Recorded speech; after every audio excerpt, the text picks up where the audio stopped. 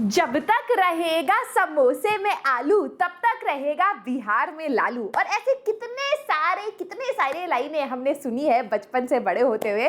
जब भी इलेक्शन का काउंटिंग होता था, इलेक्शन हमारे देश में एक फेस्टिवल है, a festival of democracy, a festival where you wait to see कि भैया कौन पावर में आएगा और किसको गद्दी से नीचे उतार दिया जाएगा।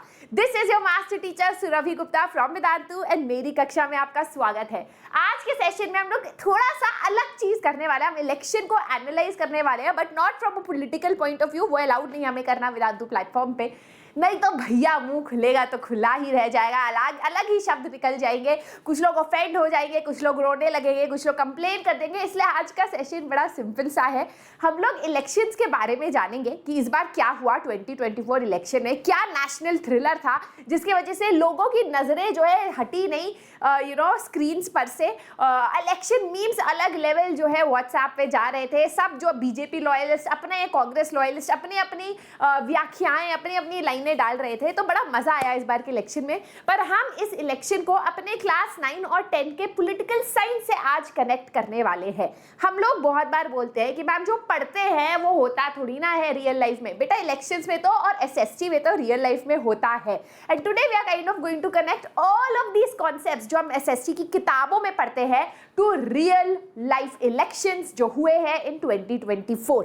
ठीक है, तो आई होप आपको आज का सेशन अच्छा लगे, मजा आए और बस एक फीलिंग आए कि यार मजा आ गया इस बार के इलेक्शन में। तो जितना I-20 के मैच के आखिरी बॉल पे कि छक्का लगेगा या नहीं, वो जो एक थ्रिल होता है ना, वही थ्रिल इस बार के इलेक्शन में आया है। ठीक है, let's start with a quote by Atal Bihari Vajpayee, क्योंकि he is no longer there, तो इनका लाइन में बोल सकती हूँ without offending anyone.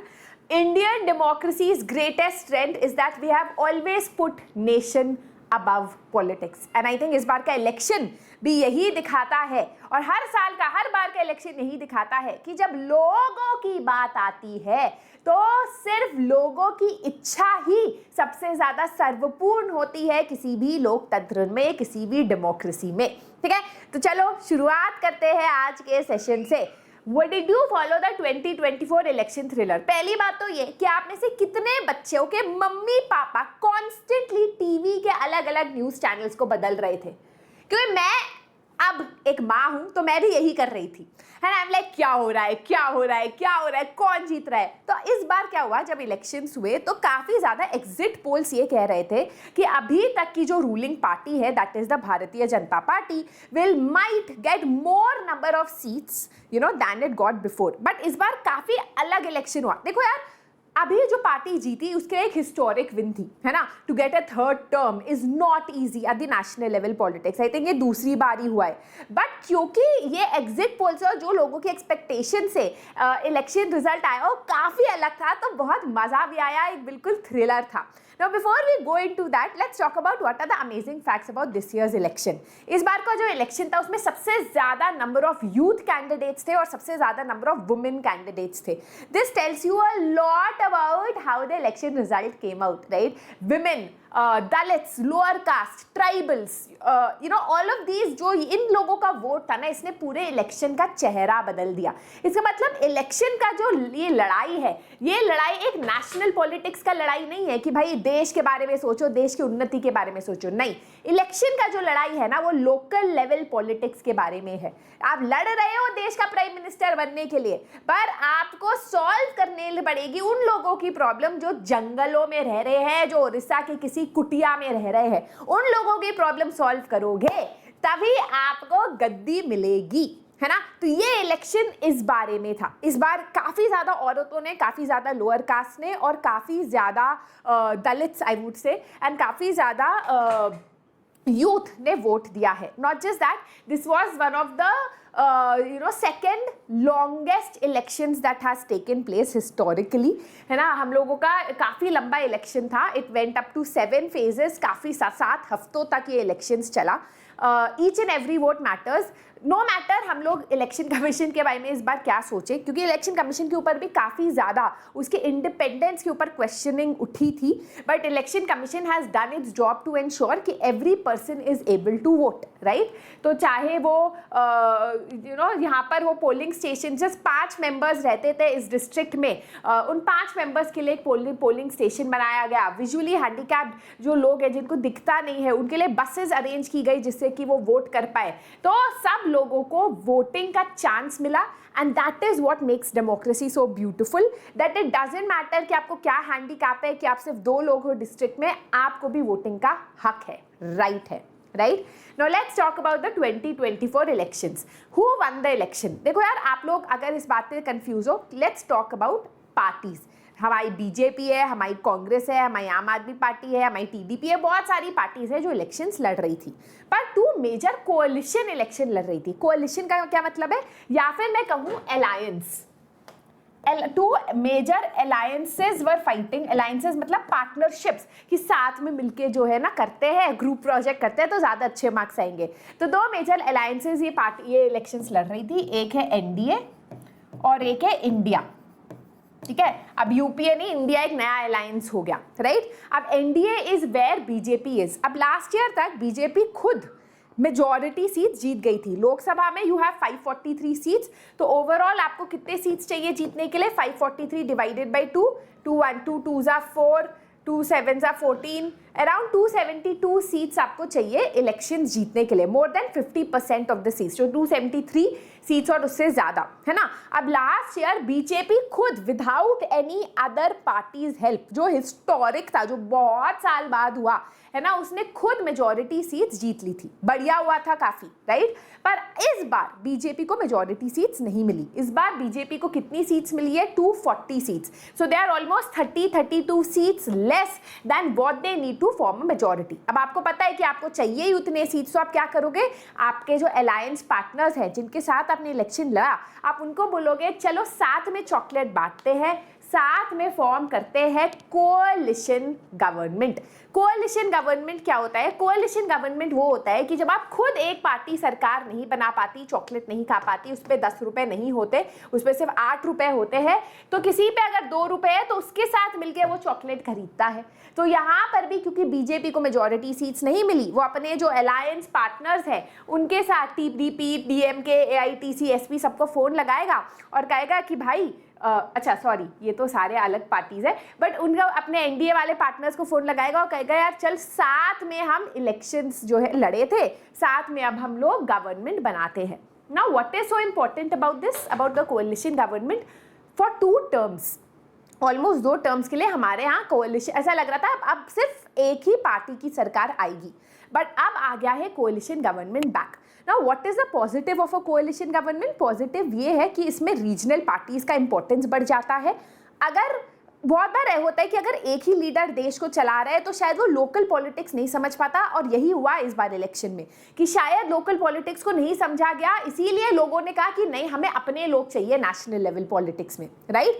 And that is why regional politics coming to national level will ensure कि फेडरलिज्म हमारे यहाँ स्ट्रेंथन हो। जब हमने पढ़ा है, हम अपने चैप्टर्स में भी, फेडरलिज्म चैप्टर में भी आप पढ़ोगे, और डेमोक्रेसी की स्पिरिट भी स्ट्रेंथन होती है। इसके कुछ नेगेटिव इंपैक्ट्स भी होते हैं कि कोई भी कोalition गवर्नमेंट डिसीजन मेकिंग को डिले करती है, क्योंकि अगर एक आदमी के हाथ में पावर होगा ऑब्वियसली वो जल्दी डिसीजन ले पाएगा। But as I said, decision जल्दी लेना should never be the reason why हम किसी को वोट करते हैं। इट शुड बी कि सही डिसीजंस लिए जाए, सबके इंटरेस्ट में डिसीजंस लिए जाए, ठीक है। तो पहली चीज जो हुई है इस इलेक्शन के बाद is that we are back to the coalition era, right. Now one big getaway जो इस इलेक्शन में हुआ है is that government is held accountable by the people। हम सबसे बड़ी चीज डेमोक्रेसी में क्या पढ़ते हैं कि अगर लोगों को सरकार की कोई चीज पसंद नहीं आई तो लोगों के पास पावर है कि भयंकर से पावरफुल इंसान को नीचे गिरा दे। अब हमारे यहाँ बीजेपी नीचे तो नहीं गिरी, obviously it has won again which is a big thing, जो एनडीए कोalition है, बट बहुत सारे स्टेट लेवल पे लोगों ने ये दिखा दिया कि वो अपने लोकल लीडर्स को चुन लेंगे जो उनके जो प्रॉमिस कर रहे हैं कि उनके हित में काम करेंगे, एंड जिन लोगों ने काम नहीं किया एट द लोकल लेवल उन लोगों को लोगों ने हटा दिया इलेक्शन में। This shows that people hold their leaders accountable. ये नहीं कि आप लीडर बन गए तो आप कुछ भी कर सकते हो, काम आपको सही करना पड़ेगा।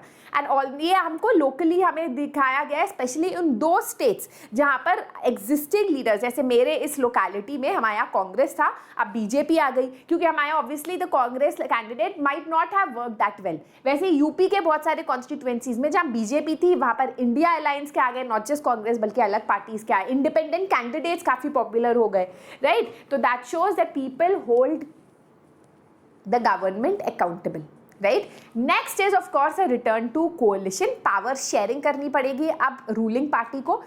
सिर्फ एक बीजेपी पार्टी देश को नहीं चलाएगी, उसको पावर को शेयर करना पड़ेगा बाकी लोगों के साथ, बाकी लोकल पॉलिटिशियंस के साथ। That will ensure that democracy strengthen in our country and decisions are taken after some thought, ठीक है, जैसे पावर शेयरिंग में होता ही है। तीसरा पॉइंट है faith in democracy, with no people there will be no government. ये इलेक्शन ने सबसे बड़ी चीज ये दिखा दी कि देखो आज की सरकार आजकल अब बीजेपी को कम वोट्स आए, अगर इसने अच्छी तरह इस टर्म में काम नहीं किया तो अगली बार किसी और को लोग खड़ा कर सकते हैं। लोगों के पास सारी पावर है and this is what this election proves कि अगर आप गरीब से गरीब इंसान का जो सिचुएशन है उसको इंप्रूव नहीं करोगे तो इलेक्शन के टाइम कुछ भी बोल लो, कैसे भी प्रोमिसेस कर लो, लोग आपको वोट नहीं देंगे, ठीक है। So this election is a major jolt to specially जो लोकल में स्टेट वाइज जो पॉलिटिशियंस होते हैं ना, कैंडिडेट्स होते हैं, उनके लिए एक बहुत बड़ा क्वेश्चन है कि सिर्फ एक इंसान जो काम कर रहा है, लेट्स से हमारे प्राइम मिनिस्टर मोदी जी काम कर रहे हैं, सिर्फ उनके नाम पे लोग आपको वोट नहीं देंगे, आपको लोकल लेवल पे काम करना पड़ेगा तभी आपको वोट मिलेगा, है ना। तो that means the faith in democracy has been restored. Next काफी इंटरेस्टिंग चीज जो इस बार इलेक्शन में हुआ is the rise of independent candidates. लोगों को लगा बीजेपी इंडिया, दो अलायंसेज है, एनडीए एंड इंडिया, बट इन दोनों के अलावा इंडिपेंडेंट कैंडिडेट्स भी थे जो खुद अपने बल पे इलेक्शन पे खड़े हुए थे। और इस बार इंडिपेंडेंट कैंडिडेट्स काफी सारे कॉन्स्टिट्यूएंसीज में उन्होंने काफी अच्छा काम किया, चाहे वो इंजीनियर राशिद हो of Jammu and Kashmir who is right now in jail, और मणिपुर में कांग्रेस का है वो candidate but actually technically he was an independent candidate before, right. Daman and Diu में इंडिपेंडेंट कैंडिडेट, लद्दाख में एक इंडिपेंडेंट कैंडिडेट आया है, तो बहुत सारे इंडिपेंडेंट कैंडिडेट्स इस बार इलेक्शन में आए हैं। That again shows that people will not vote in the name of one person but people will vote for those people. उन प्रतिनिधित्व के लिए लोग वोट करेंगे जिनको उनको लगता है कि उनके लिए काम करेगा, अगर नहीं काम किया अगली बार हटा देंगे। तो पावर जो है सारी लोगों के हाथ में है, चाहे आप कितने पावरफुल बन जाओ उन 5 साल के लिए, उसके बाद इलेक्शन का जो ये खेल है उसमें लोग आपको अपनी जगह दिखा देंगे, है ना। एंड लोकल लेवल पे बहुत ज्यादा ये देखने को मिला, right. Now another interesting thing that happened this election is NOTA votes. इस बार काफी ज्यादा नोटा वोट्स आए, that is none of the above.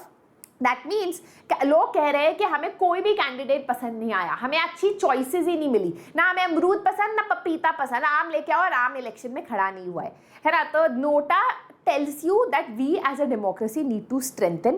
Maybe voters के पास choices नहीं है, maybe लोगों को politics ही नहीं अच्छी लग रही इस point पे देश की, तो उस पर हमें काम करने की ज़रूरत है। Now ultimately guys ये पूरा जो सेशन है इसमें political कुछ नहीं था, है ना, मेरा कोई इसमें political opinion नहीं है। It is a session that talks about terms like power sharing, कोalition government, किस तरीके से डेमोक्रेसी अकाउंटेबल होनी चाहिए, रिस्पॉन्सिव होनी चाहिए, ट्रांसपेरेंट होनी चाहिए, और अगर सरकार ये नहीं होती तो सरकार को लोग गिरा सकते हैं, उनको कम वोट दे सकते हैं और किसी और को मौका दे सकते हैं। ये सब हम थ्योरी में पढ़ते हैं और इलेक्शंस में हमने इस बार देख भी लिया है, ठीक है।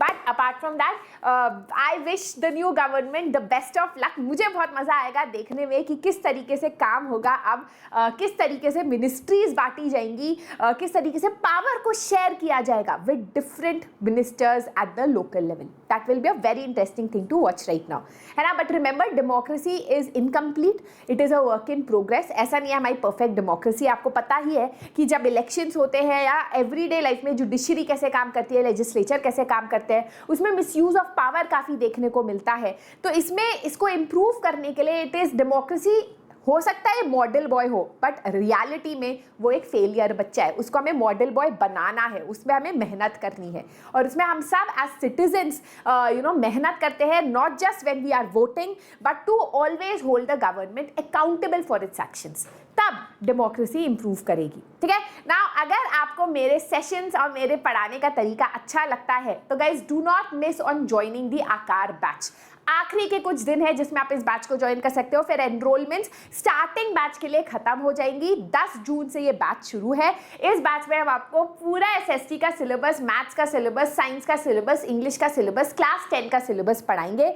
मैं आपको एनसीईआरटी लाइन बाय लाइन पढ़ाऊंगी, क्वेश्चंस कराऊंगी, क्विजेस कराऊंगी। बहुत मजा आएगा। It's going to be a very different batch then any that you have seen before and it is going to be just for 1499 rupees. तो ये लिंक आपको description box में मिल जाएगा। आपको कूपन कोड भी मिल जाएगा मेरा। आप आराम से कूपन कोड भर के आइए बैच में। ट्रस्ट मी, आपको बहुत मजा आएगा और 95% की गारंटी मैं लेती हूँ। बट अगर आप अच्छा काम नहीं करना चाहते, अगर आप अपने मम्मी पापा का पैसा वेस्ट करना चाहते हो, बेटा पिज्जा खरीद लो, आइसक्रीम खरीद लो, ये बैच आपके लिए नहीं है। ये बैच उन बच्चों के लिए है जो literally want to just have that जज्बा अंदर कि 95% लाना है, मम्मी पापा का सर ऊपर करना है गर्व से। तो ये बैच आपके लिए है, आप ज्वाइन कर सकते हो। ठीक है, so that is it for today's session. I hope आपको अच्छा लगा। कमेंट में मुझे बताओ कुछ ऐसा जो पॉलिटिकल ना हो और जिससे मैं ना फंस जाऊं। तो कुछ जनरल सा बताओ, मजा आया इलेक्शन में या नहीं आया? ये सब बवासीर था।